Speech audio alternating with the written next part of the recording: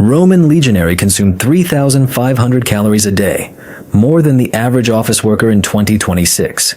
Yet they marched 18.6 miles daily in full gear, carrying 66 pounds on their back, weapons, armor, tools, and food. Upon reaching their destination, they built a camp, a ditch, rampart, and palisade, every evening, every day, for months. The question that nobody seems to ask is, who fed all of them? 30,000 men on a campaign, hundreds of miles from the nearest city. No refrigerators, no canned goods, no trucks. The answer to this question explains why Rome ruled the world. Not swords, not armor, food. We've already discussed what the average Roman ate. Today we'll delve into what nourished those who fought for Rome. To understand this, we won't start with warehouses or generals. We'll begin at the very bottom, with 8 men in one tent. This was a contubernium.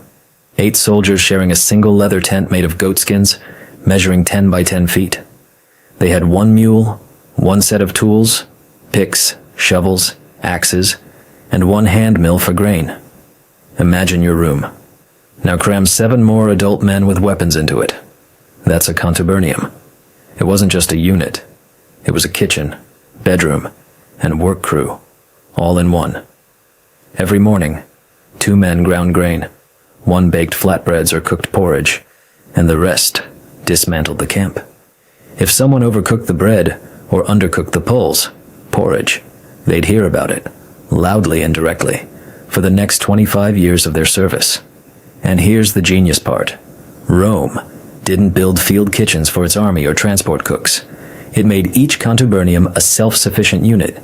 8 men who fed themselves, cooked for themselves, and cleaned up after themselves. Like a tiny restaurant on wheels, moving at the pace of the army. Why is this important? Because legions were formed from these restaurants, and empires were built from legions. But for this system to work, one specific product was essential, the foundation of everything. That product was wheat, roughly 830 grams of grain per person per day, 2 full soldiers' cups. But not flour, not bread, unmilled grain. And here's the first brilliant move that makes you want to stand up and applaud. Flour spoils. Bread goes stale in days. But dry grain in a sack lasts for months without losing an ounce of nutritional value. Rome issued raw materials, and the soldier made his own food. Grind the grain with a mill, mix it with water and salt, and bake a flatbread over a fire. Or cook pulse, a coarse porridge with olive oil and lard. It doesn't sound appealing, and it tasted about the same. But it provided a massive amount of calories. There was also botulism, a biscuit made of flour, salt, and water, hard as a rock. It could be carried for weeks and gnawed on during marches. If you broke a tooth, well, that happened. This wasn't gourmet food, it was fuel, and Rome treated it as such. But grain didn't just solve the calorie problem, it solved something even more crucial. Grain could be counted, weighed, and divided equally. 1 modius per contubernium was exactly a day's ration for 8 men, 60 modii for a cohort, 600 for a legion. No fractions, no confusion. Each centuria received sacks sealed with their unit's insignia. There were special scales with legionary symbols. One of the tribunes in each legion was responsible not for fighting, but for food. Think about it. In an army where every second man dreamed of glory in battle, one of the senior officers was in charge of sacks of grain. Because Rome understood, food wasn't a domestic issue. Food was discipline. And here's a detail that illustrates this idea better than any treatise. Barley. Romans considered barley the food of livestock and barbarians. Wheat signified status, belonging to civilization. If a centuria fled the battlefield, or if soldiers showed cowardice, they were punished by being given barley instead of wheat. Not flogging, not execution. Barley. Eat what cattle eat. Be what you've become. According to sources, this was harsher than any physical punishment. Beatings caused pain that passed. But barley was a reminder at every meal, every day, in front of comrades, that you had let them down. Rome turned food into a tool of control. This brings us to the rest of the diet, because every product in it served a specific function. Bacon, about 100 grams a day, smoked, salted, it wouldn't spoil for weeks. An ideal marching food, compact, caloric, light. Cheese, 30 grams, sheep or goat cheese, hard, in brine. Romans, incidentally, taught the peoples of Northern Europe how to make hard cheese. Before them, they only knew soft varieties that spoiled in days. Every time someone eats Parmesan, they are eating a Roman military legacy. Legumes, lentils, chickpeas, beans, protein that kept forever. Olive oil, fat, and calories. Garlic. Romans considered it a cure-all and ate it by the handful. And salt. Salt was so important that part of a legionary's pay was called salarium, money for salt. Hence the English word salary. In that word still lives the Roman soldier who salted bacon in Gaul 2,000 years ago. What was almost entirely absent from the diet was fresh meat. Romans considered beef the food of barbarians. Pork, yes, but smoked, not fresh. Fresh meat appeared only by chance, taken from locals or hunted, but not systematically. And here's the paradox. Despite this, the Roman legionary was one of the most resilient fighting units in history. 78% of his diet was carbohydrates, slow-release carbohydrates from whole grains. Not a fitness blogger's diet. It was a machine designed for one purpose: march, fight, build, repeat. And it worked. 2,000 years ago, people with no nutrition textbooks devised a diet that modern sports nutritionists would consider almost optimal for extreme exertion. How? Centuries of trial, error, and dead soldiers. Rome didn't study the science of nutrition. Rome collected statistics in corpses. But there was one product in this diet that deserves special mention, because it revolutionized not only logistics, but also one of the most famous scenes in human history. Posca. Wine vinegar diluted with water, sometimes with herbs, cumin, fennel, anise, more often just plain sour. It sounds disgusting, and it tasted exactly that way. Sharp, astringent, sour. The first sip made you want to spit it out. The second, you endured. The third, you got used to it. But Roman soldiers drank it every day for centuries. And here's why. Water in antiquity was a lottery. Drink from a river, and you risked dysentery. Dysentery killed armies more effectively than any enemy. Acetic acid killed some bacteria. It didn't sterilize, but it increased survival chances. Second, on a hot march, the body loses salt. Posca replenished electrolytes. Third, vinegar doesn't spoil. It could be transported for months. Essentially, Rome invented an isotonic drink 2,000 years before Gatorade. Cato the Elder, the general of the Second Punic War, drank only water, but always kept vinegar. Plutarch recorded this with such respect, as if it were an act of heroism. And now, that crucial detail, the crucifixion of Christ, the Gospel of John. Jesus says, "I thirst." A soldier takes a sponge, dips it in vinegar, and offers it to his lips on a stick. For 2,000 years, this has been read as an act of mockery, giving a dying man vinegar instead of water. Cruelty at the last moment. But the word in the Gospel is oxos in Greek.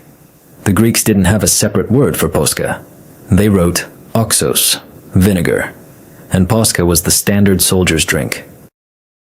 What every legionary carried with him every day. This soldier was most likely not mocking. He gave the dying man what he himself drank, his own ration, his soldiers' provisions. Not an act of cruelty, but perhaps an act of ordinary human compassion. One soldier sharing what he had with a man dying of thirst. 2,000 years of mistranslation. Let that sink in. All right, so far, we've talked about what a legionary ate. Wheat, bacon, cheese, posca. The plate is clear. But the plate is the final point. Behind it lies the question that made Rome. Rome. How do you deliver that plate to 30,000 men stationed on a border thousands of miles from the capital? This is where you begin to understand why Rome isn't about heroism. Rome is about system. A contubernium feeds itself, but grain doesn't come out of thin air. It comes from warehouses. Along all the empire's borders stood horea, military granaries, stone structures with raised floors for air circulation to prevent grain from rotting. Archaeologists find them from Britain to Syria, identical in construction, as if built from a single blueprint. And in a sense, they were. But horea weren't just warehouses. Here's what's important. They were nodes in a network. Each warehouse was connected to its neighbor by road, to a port by river, to Rome by sea. Grain flowed through this network.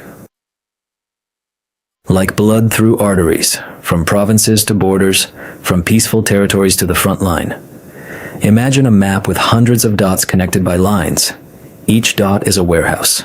Each line is a road, river, or sea route. Destroy one dot, and the grain will go via another line. The system keeps working. Whoever controlled this network controlled the army. And then there were the roads. Everyone has heard of Roman roads. Straight, paved, indestructible. But what few understand is that roads weren't built for trade or travel. They were built for supply. Rome built a road, and along it grew garrisons, warehouses, and stations. This wasn't a road network. It was a circulatory system.